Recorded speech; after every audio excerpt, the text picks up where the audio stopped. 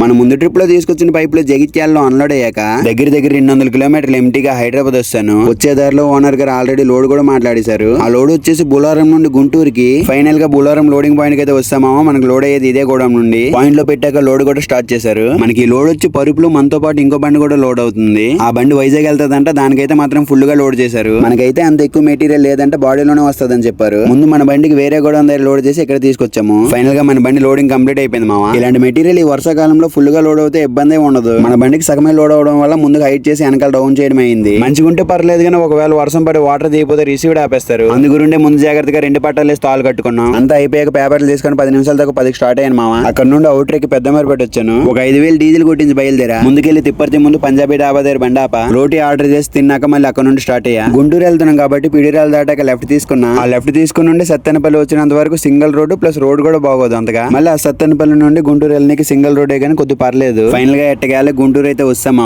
Unloading point దగ్గరికి బండి తీసుకొచ్చి పెట్టా. మనకి అన్లోడింగ్ కూడా ఈ సందులోనే వద్దు, వైర్లు కిందకున్నాయని వెళ్ళట్లే. అందుగురిండి పొద్దున పార్టీ వాళ్ళు వచ్చినంత వరకు రోడ్డు మీద పెట్టుకుని ఉంటాను. మళ్ళీ తెల్లవారు 9:30 పార్టీ వాళ్ళు వచ్చారు. అన్లోడింగ్ పాయింట్ కి బండి తీసుకొచ్చి పెట్టా. అన్లోడింగ్ కూడా స్టార్ట్ చేసారు, దానికి మనం కూడా హెల్ప్ చేస్తున్నాం. ఫైనల్ గా అన్లోడ్ అంటే కంప్లీట్ అయ్యాక బండి తీసుకొచ్చి గుంటూరు బైపాస్ లో పెట్టుకున్నా. మొత్తానికి ఈ ట్రిప్ అయితే కంప్లీట్ అయింది. నెక్స్ట్ ట్రిప్ లో మళ్ళీ కలుద్దామా. బోలో జై శ్రీరామ్.